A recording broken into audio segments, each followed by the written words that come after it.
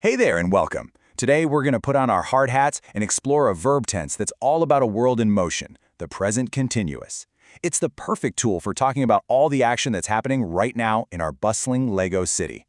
So, let's meet our guides, Brick and Builder. They're looking out over their awesome creation, and they've got a question that's going to drive our entire explainer today. What exactly is happening down there in Lego City? Okay, so first things first. Before Brick and Builder can even start describing all that action, they need to know how to, well, build the sentence. It's all about having the right building blocks. And you know what? The formula here is super simple. The present continuous is for things that are still going on, things that are unfinished. And you only need two parts, the right form of the verb to be, like am, is, or are, and then you just add your main action verb with an ing at the end. That's it. Now check out how well this structure works. If you want to make a statement, you say, she is talking. To say no, you just pop in not. She is not talking. And if you want to ask a question, just flip those first two words. Is she talking? See? So simple. And boom, here's our rule in action. Brick spots something happening right this second. He uses is plus lifting. It's perfect. He's describing the scene as it's actually happening. All right, let's keep building. Now we're going to get into the number one job for this tense, talking about things that are happening at this very moment.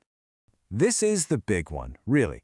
If an action is happening as you are speaking, the present continuous is exactly what you need. It puts us and the listener right in the middle of it all. And look, Builder does the exact same thing. The driver is rushing. Not yesterday, not later, but right now. It's an action in this exact moment. But it's not just for actions happening this very second. We also use this tense for situations that are temporary. Things that are happening for a limited time, but maybe not forever. This is a great example from the Lego City concert. See, this musician, he usually plays the drums. That's his permanent gig. But just for tonight, temporarily, he is playing the bass. Okay, this next one is kind of fun. You can use the present continuous with a word like always to talk about a repeated action. And usually it means you're a little bit annoyed by it. Ha! You can totally hear the frustration in Builder's voice, can't you?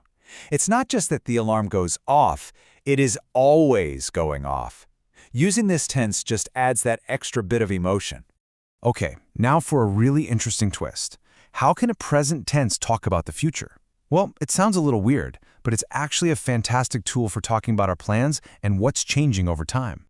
So think about your calendar. If you have a plan, something you've already arranged, you can use the present continuous to talk about it. It shows that the plan is solid, that it's all set up. See? Brick isn't just thinking about it, the meeting is set. It's a fixed plan. So she says, I am meeting the architect tonight. It's basically a done deal. And we can zoom out even further. This tense is just perfect for talking about trends. Those changes that are happening slowly over time, not just in one single moment.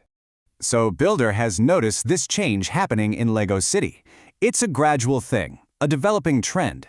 People are becoming vegetarian. The action is incomplete, it's ongoing, which is exactly what this tense is for. All right, so every good builder knows you can't just jam any piece anywhere, right? There are some really important exceptions to this tense, certain verbs that just don't like to be built with an ing.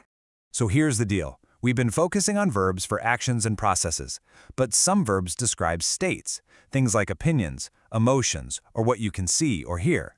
We call these state verbs, and they usually don't get the ing form. And here are the main ones to look out for. Verbs about your senses, like see or hear, your opinions, like believe, your emotions, like love, and things you own, like have. You just wouldn't say, I am knowing the answer, right? You just say, I know. But hold on. Here's a clever little exception. Some of these verbs can be both. Take the verb see. When you say, I see the skyscraper, you're talking about your ability to perceive it. It's a state. But when you say, I'm seeing the architect, the meaning totally changes to a planned action, just like I'm meeting them. So there you have it. We've gone over the blueprint, we've looked at the main uses, and we've even covered the exceptions. You've got the whole construction kit now for the present continuous. It's time for you to start building your own sentences. Let's do a super quick recap of the key functions we've put in our toolbox. We use it for actions happening right now, for temporary situations, for our fixed future plans, and for talking about ongoing trends, 4 really powerful ways to describe a world in progress. And that leaves us with one last question. Think about everything you just learned. So what are you doing next to practice? The city is all yours to describe. Go build something amazing.